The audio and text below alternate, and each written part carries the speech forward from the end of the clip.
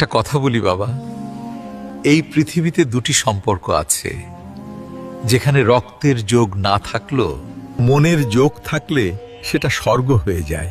আর সেই সম্পর্ক দুটি হলো শাশুড়ি আর বউ।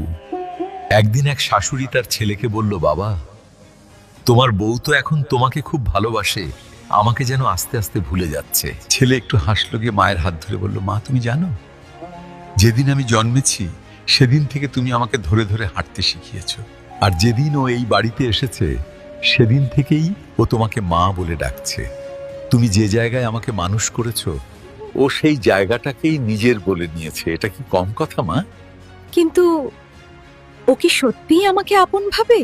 ছেলে হাসি মুখে উত্তর দিল, মা, যে মেয়ে নিজের বাড়ি ছেড়ে এক মুঠো স্বপ্ন নিয়ে অন্য বাড়িতে আসে, তোমার রান্না শেখে, তোমার নিয়ম মানে, তোমার কথায় অভিমান করে, আবার মানেও, সেই তো তোমার নিজের মা হওয়া মেয়ের মতোই।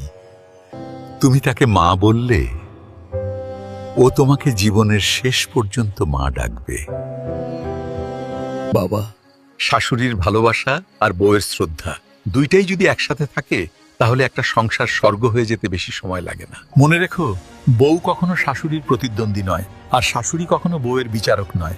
একজন ঘর বানায়, আরেকজন সেই ঘরে আলো জ্বালায়।